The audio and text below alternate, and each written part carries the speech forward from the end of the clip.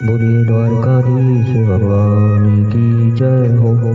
आज का प्रसंग है माता रोहिणी जी और वसुदेव जी पूर्व जन्म में कौन थे। माता रोहिणी जी वसुदेव जी को छोड़कर नंदगांव यशोदा जी और नंदराय जी के यहाँ क्यों गईं? क्या रिश्ता था नंद बाबा और वसुदेव जी का? माता रोहिणी जी के त्याग, तपस्या और अपार प्रेम की कथा सुनाने जा रहे हैं। आशा करते हैं आप इसे अवश्य ही पसंद करेंगे।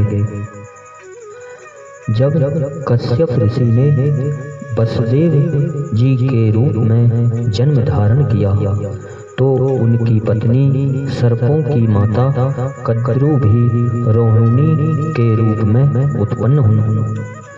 समय आने पर वसुदेव जी से रोहिणी जी का विवाह हुआ। इसके अतिरिक्त पौरवी, भद्रा, मदिरा, रोचना, इला और देवकी आदि और भी पत्नियां वसुदेव जी की थीं। जब क्रूर कंस ने वसुदेव देवकी को कारागार में बंद कर दिया तब रोहिणी जी बड़ी व्याकुल हुई, पर कंस से इनको पति सेवा के लिए कारागार में जाने की आज्ञा मिल गई। ये वहां जाया करती थीं, इससे इनका दुख बहुत कम हो गया। वहीं जब देवकी जी में 7वें गर्भ का प्रकाश हुआ तो इनमें भी सात गर्भ के लक्षण दिख पड़े। तब वसुदेव जी को चिंता हुई कि जैसे यह कंस देवकी के पुत्रों को मार रहा है वैसे ही रोहिणी जी के पुत्र को भी कहीं शंकावश न मार दे। इस वजह से उन्होंने रोहिणी को अपने भाई ब्रजराज नंद के यहाँ गुप्त भाव से भेज दिया। जब रोहिणी जी नंदालय आई थीं तो 3 मास का गर्भ लेकर आई थीं। नंदगांव आने के 4 मास पश्चात योग माया ने इनके गर्भ का तो अंतर्धान कर दिया। देवकी जी के 7वें गर्भ को वहां से आकर्षित कर रोहिणी जी में स्थापित कर दिया। इस प्रकार बलराम जी की जननी बनने का परम सौभाग्य रोहिणी जी को प्राप्त हुआ।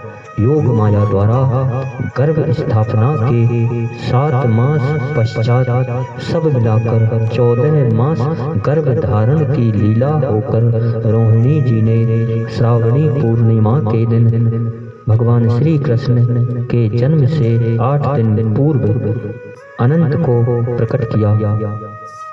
अनंत रूप बलराम रोहिणी के गर्भ से अवतरित हुए। जिस दिन से रोहिणी नंदालय पधारी थी उसी दिन से यशोदा जी एवं रोहिणी में इतना प्रेम हो गया कि मानो दोनों 2 देह और एक प्राण हो। रोहिणी जी को पाकर यशोदा जी के आनंद की सीमा न रही। इनके आनंद का एक यह भी कारण था कि रोहिणी जी अपने पतिव्रत के लिए विख्यात थीं। अतः ब्रजरानी सोचने लगी जब ऐसी सती के चरण अपने घर में आ गए हैं तो मेरी गोद भी अवश्य ही भर जाएगी। हुआ भी यही। सती रोहिणी जी के पधारने पर यशोदा जी का अंक भी भगवान श्री कृष्ण से विभूषित हो ही गया। ब्रजरानी तो रोहिणी के गुणों को देखकर मुग्ध रहती। उन्होंने अपने घर का सारा भार रोहिणी जी के हाथों में सौंप रखा था। ब्रजरानी के घर का सारा कारभार रोहिणी जी संभालती थी। ब्रजरानी के घर की मालकिन तो रोहिणी जी ही बन गई थी। जब रोहिणी जी को पुत्र हुआ तो नंदालय में सर्वत्र आनंद आ गया। अवश्य ही यह आनंद प्रकट नहीं हुआ। यशोदा रानी जी भरकर उत्सव भी न मना सकी, क्योंकि भाई वसुदेव का नंद जी को यह आदेश मिल चुका था कि रोहिणी के पुत्र जन्म की बात सर्वथा गुप्त रखी जाए।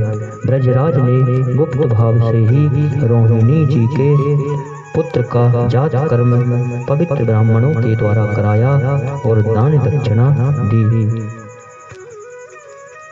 पुत्र होने के अवसर पर जब यह उदारता देखी तब तो उनका रोम रोम कृतज्ञता से भर गया।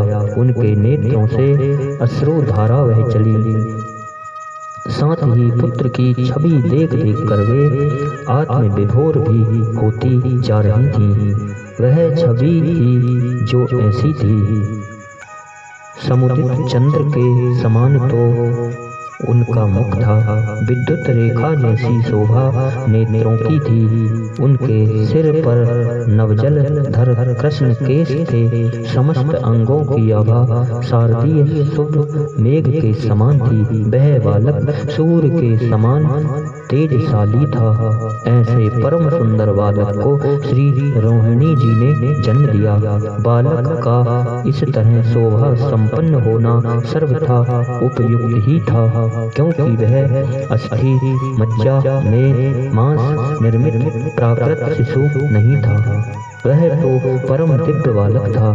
बालक भी कथन मात्र का ही, वास्तव में तो स्वयं भगवान ब्रजेंद्र नंदन का अनंत शेष नाम से अभिहित रूप ही बालक बनकर आया था।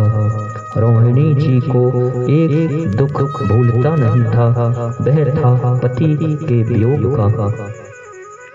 पुत्र को देखकर वह दुख भार बहुत कुछ कम हो गया। फिर भी रह रहकर भीतर वह स्मृति जाग उठती और रोहिणी जी पति के लिए व्याकुल हो जाती थी। किंतु जिस दिन से यशोदा नंदन का जन्म हुआ, जिस क्षण से रोहिणी जी ने उन्हें देखा, बस उसी क्षण से रोहिणी जी मानो सर्वथा बदल गई। उनके हृदय की सारी वेदना, सारी जलन यशोदा नंदन के मुख चंद्र ने हर ली। उनके प्राण शीतल हो गए। ब्रजपुर में आज पहली बार रोहिणी जी को गोपियों ने वस्त्र आभूषणों से सज्जित देखा। 11 वर्ष 6 महीने राम श्याम की मधुर बाल लीलाओं से झरती हुई दिव्याति दिव्य रस मंदाकिनी ब्रजपुर में प्रवाहित होती रही। उसमें निरंतर अवगाहन कर रोहिणी धन्य होती रही। इसके पश्चात राम और श्याम मथुरापुरी को चले गए। कंस का निधन हुआ। वसुदेव कारागार से मुक्त हुए। पुत्रों को हृदय से लगाकर वसुदेव जी ने छाती ठंडी की। यह होने पर उन्होंने रोहिणी जी को बुलाने के लिए ब्रजपुर में दूत भेजा। पति का आह्वान सुनकर रोहिणी जी की विचित्र ही अवस्था हुई। वे व्याकुल होकर मन ही मन सोचने लगी, एक ओर मेरे पति की आज्ञा है, उसे मैं टाल नहीं सकती। अपने दोनों पुत्रों को देखने की इच्छा छोड़ देना भी मेरे बस की बात नहीं। पर श्री कृष्ण की जननी यशोदा को भी सहसा कैसे छोड़ दूं? कदाचित यह विधाता मेरे शरीर के 2 भाग कर देता। एक नेत्र एवं आधे अवयव एक शरीर में बचा हुआ नेत्र एवं अवशिष्ट अवयव दूसरे शरीर में। एक तो मथुरापुरी के जीवन के लिए एवं एक यहाँ यशोदा की संभाल के लिए। इस क्रम से इस उद्देश्य को लेकर यदि देव मेरे अंगों को बांट दें तो ही मैं इस विपत्ति सागर को पार कर सकूंगी, अन्यथा और कोई उपाय नहीं है। रोहिणी जी को दुखी देखकर यशोदा जी ने रोक कर समझाया कि बहन, तेरे प्राण एवं मेरे प्राण तो एक ही हैं। इसका प्रत्यक्ष प्रमाण यह है कि हम दोनों में क्षण भर के लिए भी राम श्याम में भेद नहीं देखा।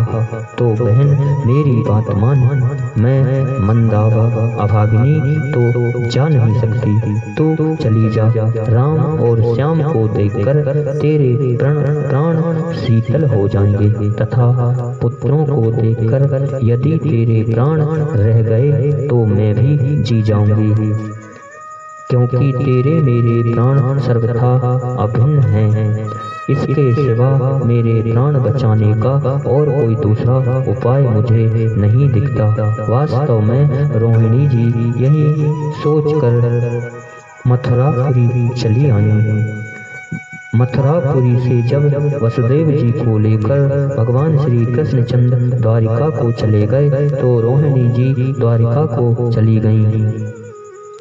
उनके मन में आनंद तो यह रहता था कि वे निरंतर राम और श्याम की लीलाएं देखती थीं, सुनती थीं, पर जब यशोदा जी का स्मरण होता तो प्राणों में वेदना सी चलने लगती, फपक फपक कर रो उठती।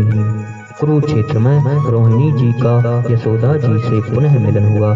यशोदा जी को कंठ से लगाकर उनके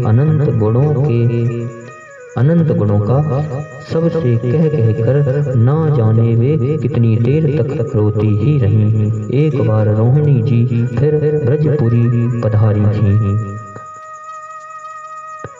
दंतवक्र का विनाश कर जब भगवान श्री कृष्णचंद्र ब्रजपुर गए तो उन्होंने राम के सहित रोहिणी मैया को बुलाया।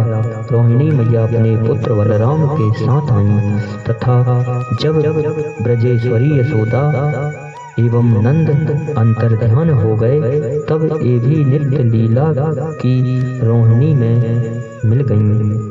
अवश्य ही जन साधारण की दृष्टि में तो रोहिणी जी ब्रजपुर से लौट आई तथा श्री कृष्णचंद्र की शेष लीला में योगदान करती रहीं। जब यदुकुल विध्वंस हुआ और दारुक इस समाचार को लेकर द्वारका लौटे तो वसुदेव देवकी के सहित रोहिणी जी चिक्कार करती हुई वहां से आई। जहाँ यदुवंशियों के मृत शरीर पड़े थे वहाँ अब राम और कृष्ण को अपने पुत्रों को नहीं पाया तो वे मूर्छित होकर गिर पड़ी। रोहिणी जी की यह मूर्छा फिर नहीं टूटी। रोहिणी जी के साथ ही वसुदेव देवकी की भी यही दशा हुई। इस प्रकार माता रोहिणी के सतीत्व की, राम और श्याम के प्रति स्नेह की, माता रोहिणी और माता यशोदा जी के अपार प्रेम की कथा श्रवण की। इन्हीं शब्दों के साथ बोलिए द्वारिकाधीश भगवान की जय हो।